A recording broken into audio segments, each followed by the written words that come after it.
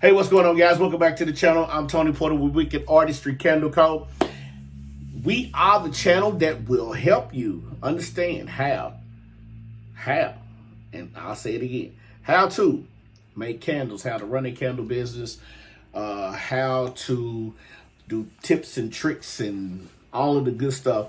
If you're a beginning candle maker to the most experienced candle maker, the one thing that you have to understand is it's never too late to learn. Okay, it's never too late to learn. So with that being said, stick around. We're going to talk about burn testing. Now, this is important. You need to understand this, and I tell you that because I didn't understand it at first, and it took somebody to show me. You want to learn it? Let's get to it. So check this out. When you're doing a burn test, and that's what we're doing. I did a burn test. So I did this yesterday. I had my wife watch these particular vessels that I use. So I use two different vessels, same size, two different vessels, okay? So I use this vessel from Dollar Tree. This vessel my wife had. She does extreme couponing. And both of these is mason jars. All right, so this is a version from Dollar Tree, and this is a mason jar, 8-inch tabletop mason jar. Okay, so both are using a paraffin cocoa blend wax. Okay, so we're using 6046. I got from Candle Science, and you can see the link below. But we used different wicks.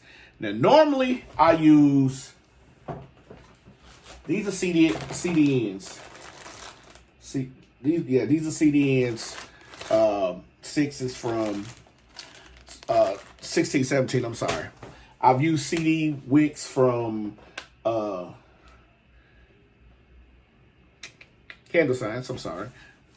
I was sitting here thinking, but I decided to go with wooden wick and test out these wicks. Now, here's what you have to do. If you want to use wooden wicks, these are the crackling 0.02s, 5-inch in width. And I use one in this particular vessel, and I use two in this vessel. So you see 1 and 2. Now, here's the one thing that you have to understand. So when we're doing a burn test, doing this burn test, I decided that I wanted to test 3 to 4 different things. I wanted to test the wax. I wanted to test the wick. I wanted to test the vessel, and I wanted to test the fragrance. Okay, so that's the wicks, vessel, wax, and fragrance. Now, the fragrance that I used was, I want to say that I used, vanilla sandalwood. I'll show it to you real quick. Vanilla sandalwood from NaturesGarden, 16 ounce. It's a very nice scent.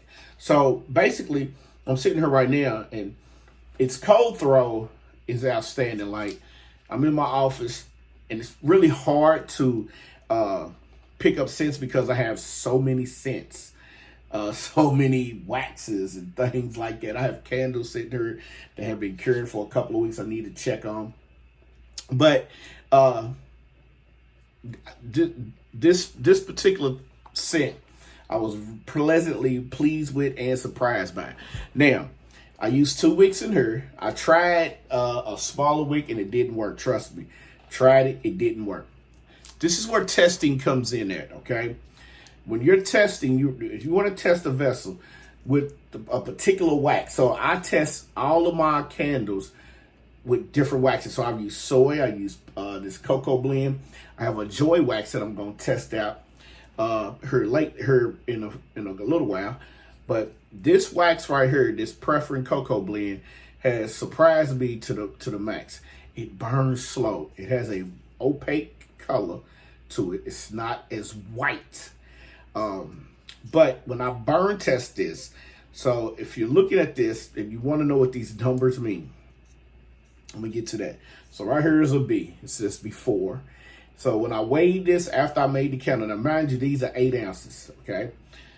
So after I poured this particular candle here, between the vessel and the vessel and the wax, it came out to be 11.5. Actually, the wax was 11.5. I didn't do the vessel. I took the numbers off of the vessel. So this was 11.5. This particular one started out before at 14.85. Now, here's what you got to understand. This is a 8-ounce vessel. Okay, I used 5 ounces of wax. Sounds crazy, doesn't it? 8 ounce, but at the end, total. Now I did leave the vessel weight with this, so that's why it's 14. Okay, so I did this for 2. I'm sorry. So basically, when you handing out a candle, and this is good to know because when you're shipping candles and you get the shipping things, you need to understand that the weight plays into a factor in your shipping cost. So that's a quick tip for you. But I burned these 2 candles, both of them together. I burned both of these together for 4 hours. So I had my wife started at 2:45, 3 o'clock, no, 2:25, and we stopped at 6:25. So the A right here, let me see if I can get a little closer.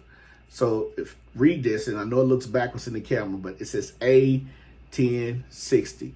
So I actually burned off a little over 1 ounce on this, give or take. A little over 1 ounce on this. So that is the ratio, basically saying that over 4 hours, I burned off 1 ounce. Now, there's another video where I go in depth on how to calculate, and you can tell the people how long your burn time was on your candle, which is very good. So again, I only burned this off about 1 ounce. Okay, this one here, and this is the 1 wicker. All right, this is the 1 wick from, as you can see, the 1 wick. Now here's what's crazy. Now you see how this wick is. In order for me to like this, I'm gonna have to dig down in there. So there's tools that we will offer for that. But 1458 was my before time. And now mind you, I said this wax burns slow. 1430 over 4 hours with this candle, with this particular wick. So what did I learn from this? I learned that this particular vessel, this wick, this wax works well together. I think I'm going to purchase these and add them to the line. And once added to the line, I will have an array of fragrances going with that, because I want to give people the value of being able to choose from a wide array of fragrances. Now, what did I learn again? I learned that the crackling wooden wicks will burn slow if you have the proper size wick. So I think what I'm gonna do, and I'll take that back, because I don't like how it has that mush, and then you see this crater right here. I'm gonna take care of that too. So I think what I'll do is I probably down the line move it up a size. I'm not gonna go down in size. I could double wick these and have these double wick, which will be great. But another thing that I learned is again, this cold throw, which is the scent when it's not lit, is tremendous. But when this was lit, it was, man, the aroma inside the house. So I give these wooden wicks about a 7.5, 8. These are without boosters though, so I haven't tried the booster ones.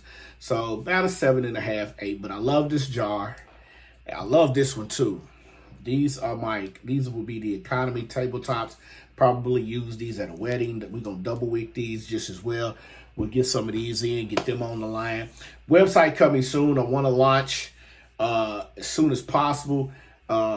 I want to add some more fragrances to the line, and yeah, that's about it, man. Hey, you know what it is.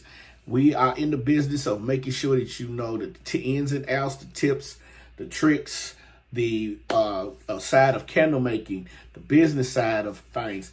Also, we will be talking the marketing side, because marketing is very important. A lot of people don't understand that. A lot of people don't understand how to market their products. They tend to forget that.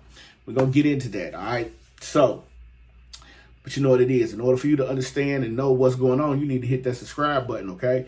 Once you hit that subscribe button, hit that bell notification, turn them on, because it will help you understand and learn when I'm uploading a video. So, with that being said, man, this is man Tony Porter with Wicked Artistry Candle Co. We about to break out of here. We got some things we need to do. All right? I'm going to see y'all when I see y'all, man. Peace.